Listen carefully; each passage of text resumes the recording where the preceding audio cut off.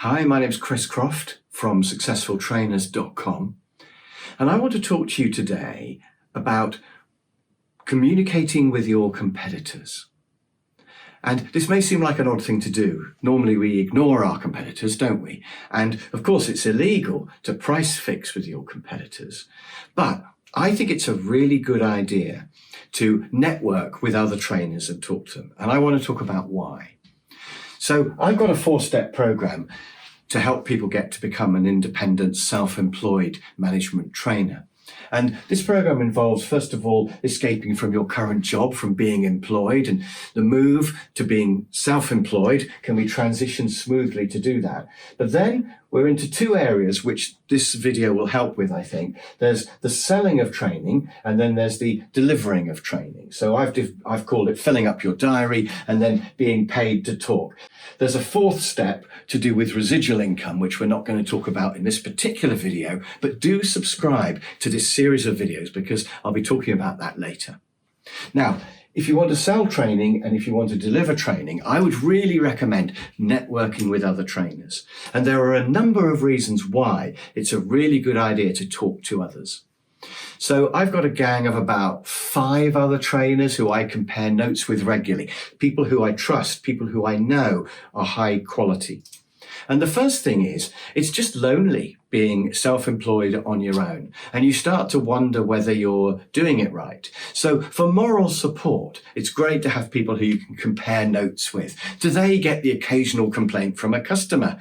Do they find it difficult to find decent copier paper? Where do they get their copier paper from? What sort of printer have they got? All that sort of thing.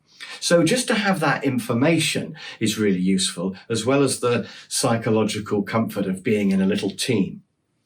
I think one particular area where you might want to compare notes is price, because I've found that price varies a lot for training. And so I found myself discovering that some of my colleagues charge a lot more than me, and that's made me think, that's interesting, maybe I should charge more. But I've also discovered that some of my colleagues charge a lot less than me, and I've been saying to them, you should charge more, because I quote a lot more than that and I never get a problem.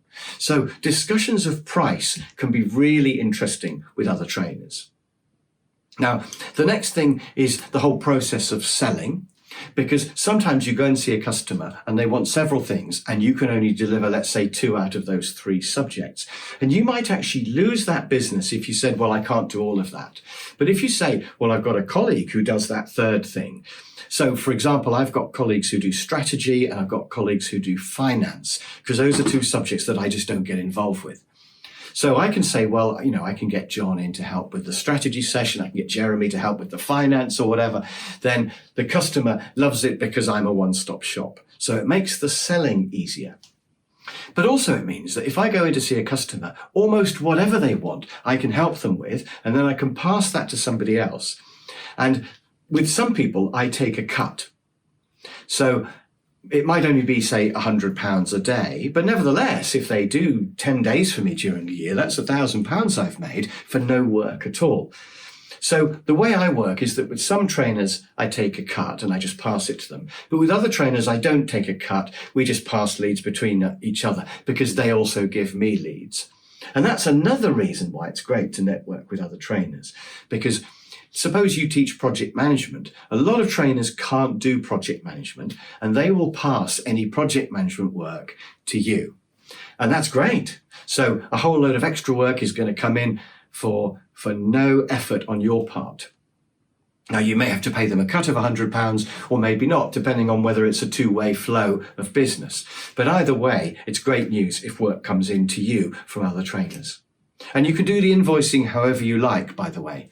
So when I pass work to another trainer, I let them do all the invoicing with the company. But I could keep control of it myself, so I could do the invoicing, get the money in, and then I could pay my friend. It's more paperwork and more effort like that, so I prefer just to pass it to my friend. But of course, you have to really trust them then, because otherwise there is a risk that they could start to do other work for the customer. They could start to take your subjects.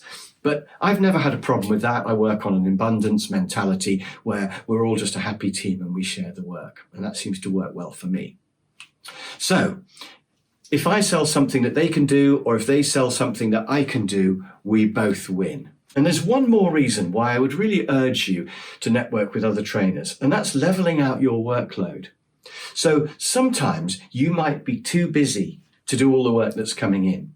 And the first thing you do when that happens is push it out further in the future and say to the customer, I can't do October, do you mind waiting till November? But if your diary gets really full, you don't want to lose that work. So what you can do is to say, I can't make the date, but my colleague John could do it. And if you do that, at least you keep the work between the two of you. Now, you've got to hope that John isn't so fantastic that they always want him from now on. But even if they do, he owes you a favour then, doesn't he? Firstly, you could be paid a cut, but secondly, he really needs to pass some work to you at some point. But it's better that than just to lose that customer. Because if you say no to a customer, they'll go and find another trainer to do it, and you might have lost that customer forever. So levelling out the workload is another advantage of having some colleagues who you can pass the work to. So one of the first things that you should do when you get started in training is find out who the local trainers are, have a look at them on YouTube, go to some networking meetings maybe, meet up with them for a coffee. They will be happy to meet you. If you say, look, I want to meet up and possibly share some work with you, they'll be happy to meet. And just find a few that you relate to, that fit your style. Build up a relationship with them, and you'll find that you'll probably work with them on and off for years to come. So that's one of my tips for when you're getting started as a trainer. If you want to know more about this whole subject, then there's a link below you can click and you can give me a call. If you want to have a free discussion about how I can help you to become a trainer, please do click the link below this video. Maybe I can help you.